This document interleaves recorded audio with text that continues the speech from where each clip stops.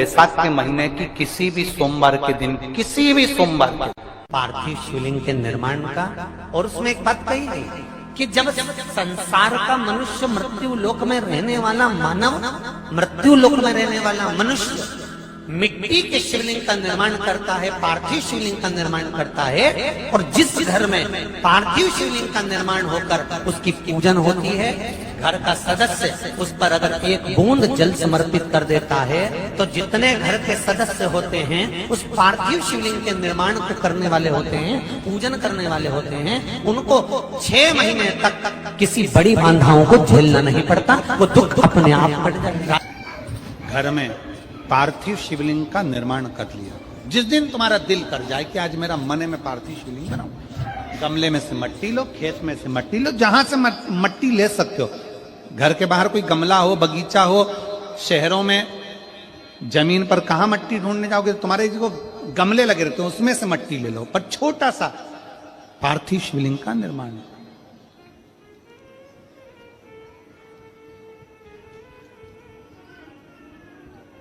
समझ लेना जरा, तुमने पार्थिव शिवलिंग बनाया, जलाधारी बनाई,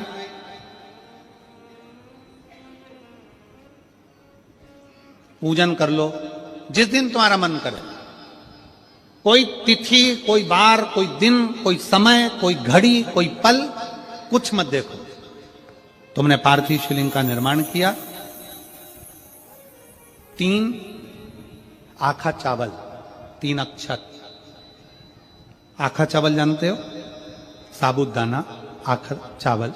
3 चावल के दाने, एक गणेश जी की जगह, एक अशोक सुंदरी की जगह, एक षडानंद कार्तिकेय जी की जगह। 3 चावल दाने।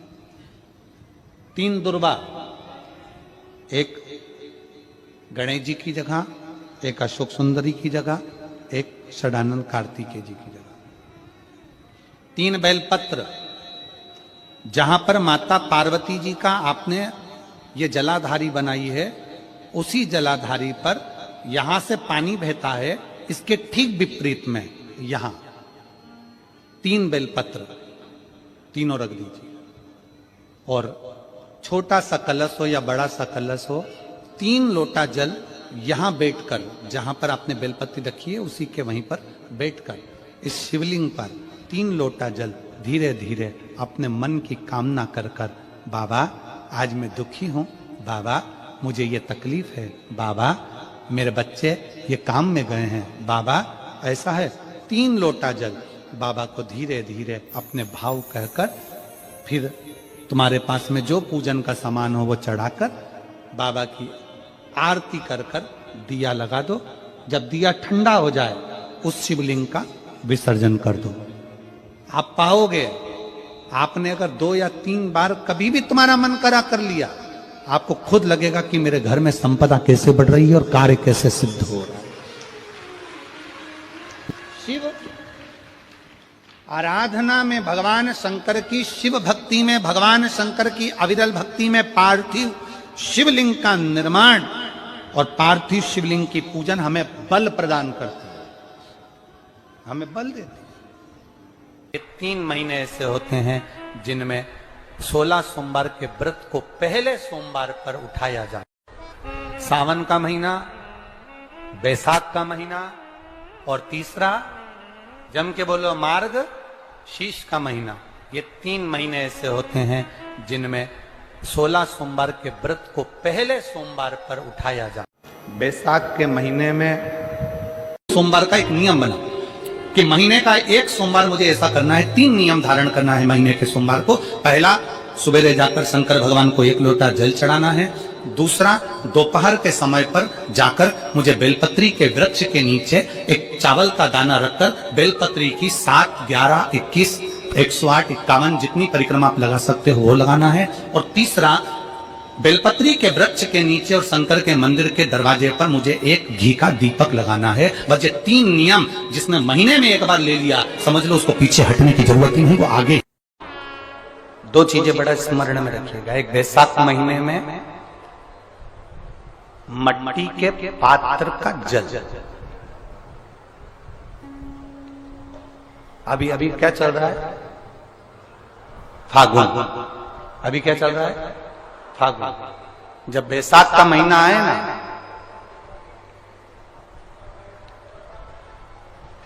जितने यहां बैठे और जितने आस्था चैनल पर सुन रहे हो, जितने फेसबुक यूट्यूब पर कथा श्रवण कर रहे हैं, जितने मोबाइलों पर देख रहे हैं, प्रयास करना, बैसाख के महीने में मिट्टी के पात्र में जो रात्रि भर जल रखा हो, मिट्टी के पात्र में, अगर आपके पास में घड़ा हो, हंडा हो, नी हो, तो दिया हो, दीपक हो, कुल्लड़ हो, कोई भी तुम्हारे पास में जो मिट्टी का पात्र, उसमें जल भरना। वो जल बैसाख के महीने की किसी भी सोमवार के दिन, किसी भी सोमवार के दिन, बैसाख महीने या किसी प्रदोष के दिन, या बैसाख महीने के शिवरात्रि के दिन, वो मिट्टी के पात्र का जल अपने घर के प्रत्येक व्यक्ति का स्पर्श कराकर उस मिट्टी के पात्र के जल को तांबे के पात्र में डाल लीजिए और घर के प्रत्येक व्यक्ति का स्पर्श करा लीजिए और शंकर भगवान पर कुंदकेश्वर महादेव के नाम से समर्पित करिए। कुंदकेश्वर महादेव। कभी जीवन में पीछे पलट कर देखने की जरूरत नहीं पड़ेगी, आप उन्नति की सीढ़ी की ओर बढ़ते चले जाओगे। बैसाख महीने में ज्यादा मात्रा में हो जाता है और कर्जा चूकता नहीं है। आप बहुत प्रयास कर लिए, करोड़ों रुपए का कर्जा हो गया, यहां से लिया वहां दिया, वहां से उठाया वहां दिया, वहां से उठाया वहां दिया। तो निवेदन है, कभी मौका लगे कर्जा मुक्ति के लिए सारे वृक्षों में अगर कोई श्रेष्ठ वृक्ष माना गया है तो वो बट का वृक्ष माना गया महाराज। इसलिए प्रशासनिक कार्य के लिए, मानसिक टेंशन में, परेशानियों में बटकेश्वर महादेव का स्मरण किया जाता है। और यदि निवेदन करूंगा, बहुत ज्यादा यदि आपको कर्जा हो गया है, बहुत ज्यादा कर्जा हो गया और वो कर्जा चूक ही नहीं रहा, तो थोड़े दिन बड़ के पेड़ के नीचे आप बटकेश्वर महादेव के लिए 1 लोटा पानी, उसमें थोड़ा सा पिसा हुआ चावल पीस के गला लेना चावल को और पीस लेना, पीस के उस पानी में मिला लेना और मिलाकर उसमें थोड़ी सी हल्दी पिसी हुई डालकर बटकेश्वर महादेव के नाम से बड़ के पेड़ के नीचे अपनी कामना कर कर जो कर्जा हुआ है उस कर्जे का भान देते हुए, स्मरण देते हुए छोड़ दीजिए। महाराज 2 या 3 सोमवार एक ही जगह पर करना, 3 सोमवार बाद वहीं से बड़ के पेड़ की थोड़ी सी जड़ उठा लाना और उस जड़ को एक कोई धागे में बांधकर या तो अपनी गले में डाल लो या अपनी जेब में पटक लो, उसको थोड़े दिन पटक कर रखना, लगभग 2 से 3 महीना पटक कर रखो। वो जड़ जैसे बड़ का पेड़ विस्तार होता है, पानी गिरे ना गिरे, जल वृष्टि हो ना हो, गर्मी पड़े ना पड़े, उसको कोई फर्क नहीं पड़ता। बड़ का वृक्ष आप रूप फैलता जाता, उसकी जड़ें अपने आप प्रबल होती है। उसी तरह ये बटकेश्वर महादेव कहीं से भी अगर जड़ आपके पास में रखी है 1 महीना, 2 महीना, 3 महीना तक, तो ये जड़ अपने आप लक्ष्मी को पकड़कर खींच कर लाती है और कर्जे से मुक्त कर दे। बटकेश्वर महादेव का स्मरण सुख का देना हो।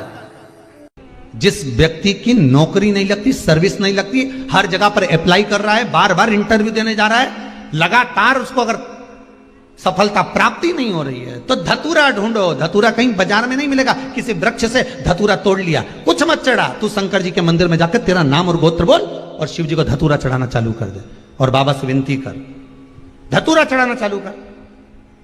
अब धतूरा कोई बहुत कीमती होता है क्या? बहुत पैसे का मिलेगा क्या?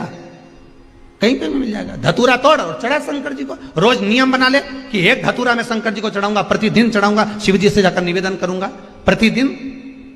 शंकर जी की प्रिय वस्तु में धतूरा, बेलपत्र आदि कादि की तो है, क्या है? चढ़ा रोज 1 धतूरा,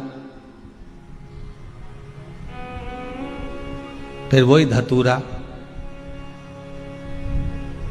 जिसके यहां तू इंटरव्यू देने जा रहा है उसी के सिर पे चढ़ गया। जो तूने शिव जी के चढ़ाया वही धतूरा वहां चढ़ा है, तो क्यों चिंता करता है? अगर किसी कामना के वश अगर हम दीप लगा रहे हैं या हमारे मन में कोई भाव उत्पन्न है और हम बाबा से कहना चाहते हैं कि बाबा मेरा ये कार्य है, आप पूर्ण करिएगा, तो फिर शिव मंदिर में भी लंबी बाती का दीप आप प्रदोष या सोमवार की अष्टमी या सोमवार या आप शिवरात्रि को बाबा से निवेदन कर कर लगा सकते हैं।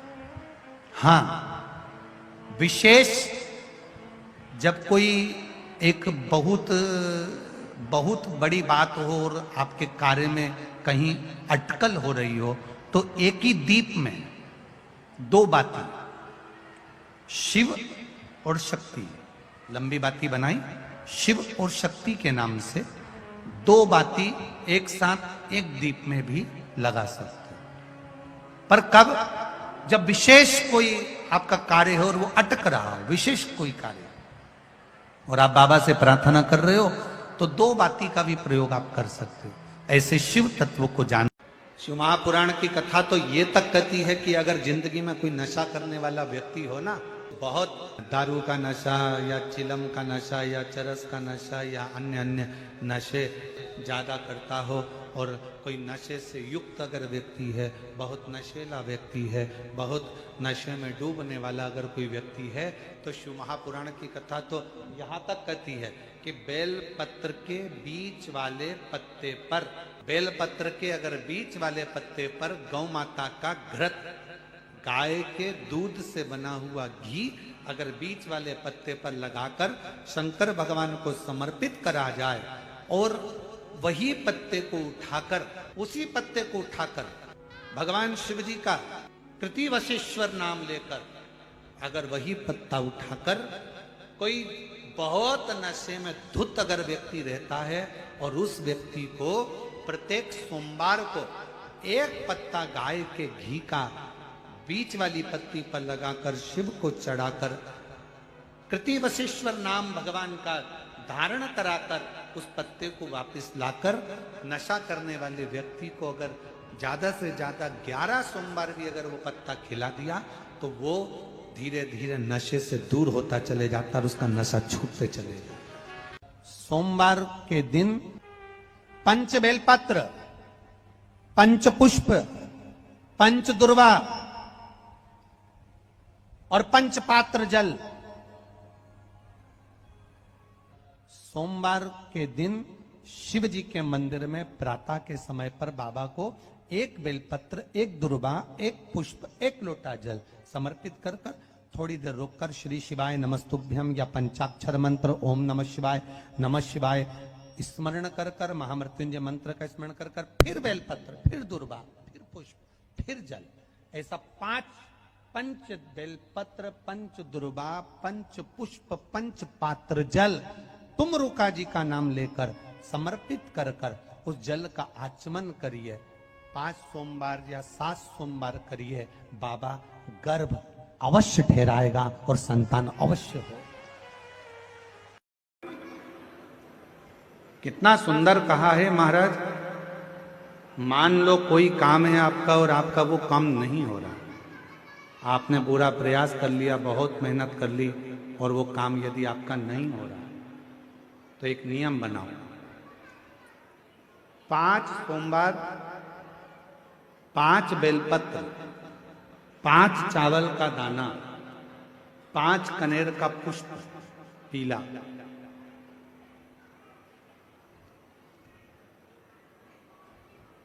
शिव जी के मंदिर में लेकर जाइए।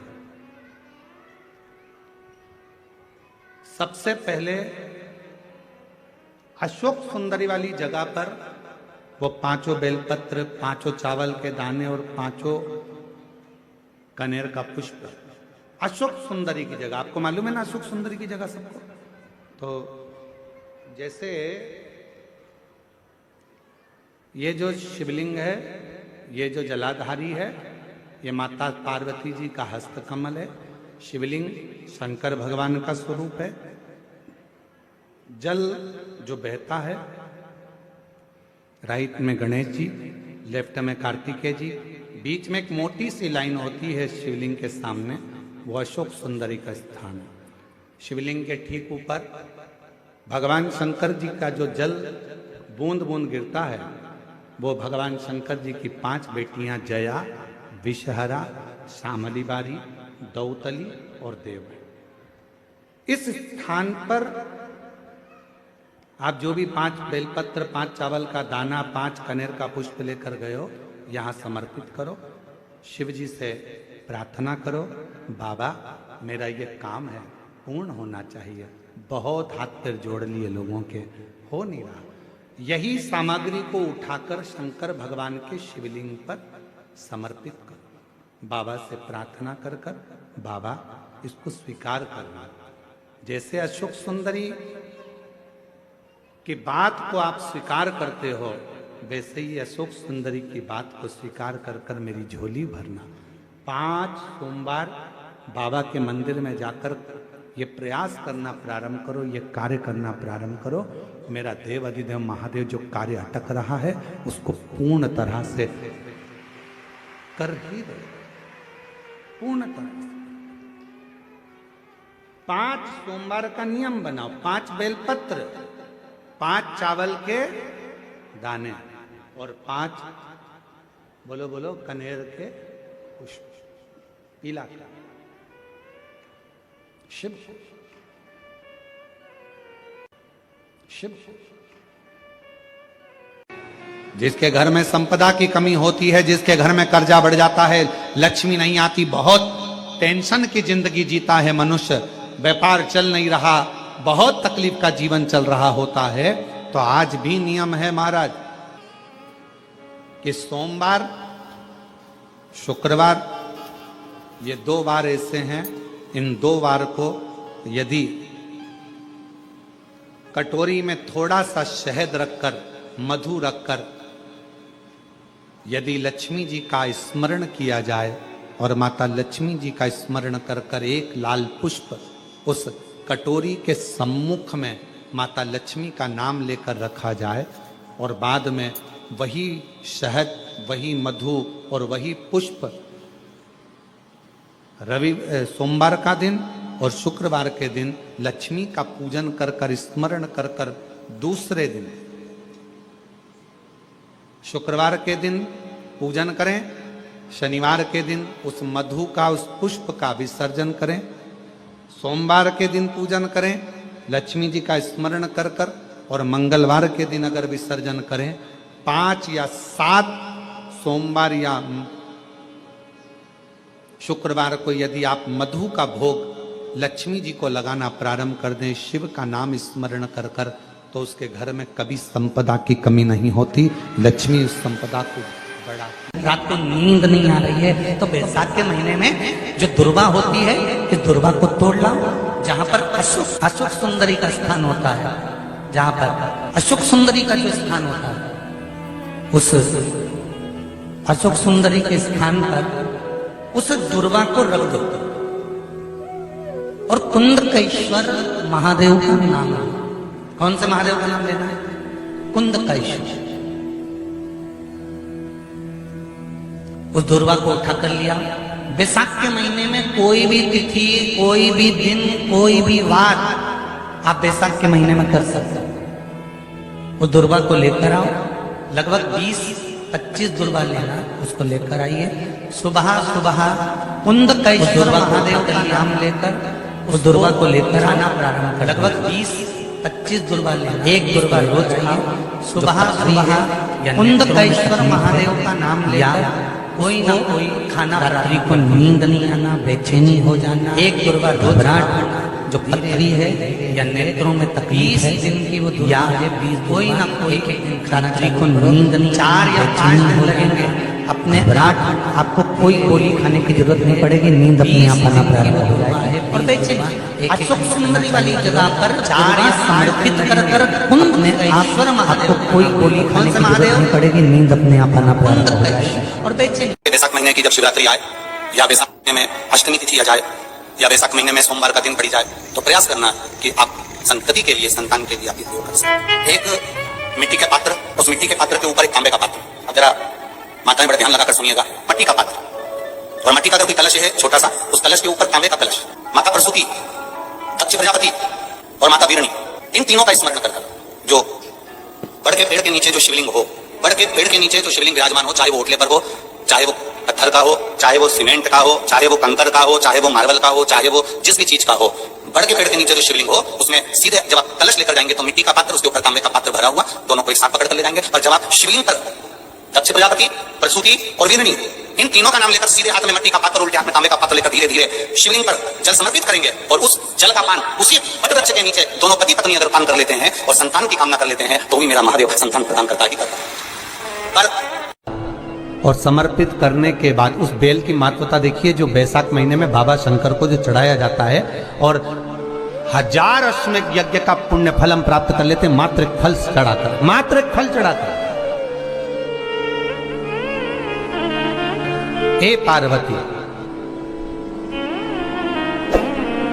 संसार का मनुष्य जब मुझे वो बेलपत्र समर्पित कर, वो बेल का फल समर्पित करता है, पार्वती वो फल जो मुझे चढ़ता है, फिर मैं भले नर्मदा के जल से निकला हुआ कंकर शंकर क्यों ना हूं, फिर चाहे मैं गंगा के जल से निकला हुआ कंकर शंकर क्यों ना हूं, चाहे फिर मैं यमुना के जल से निकला हुआ कंकर शंकर क्यों ना हूं, चाहे मैं सरयू के जल से निकला हुआ कंकर शंकर क्यों ना हूं, चाहे मंदाकिनी के जल से निकला हुआ कंकर शंकर क्यों ना हूं, हे पार्वती फिर जो भी शिवलिंग पर वो बेल समर्पित होता है वो बेल उठाकर जीव अपने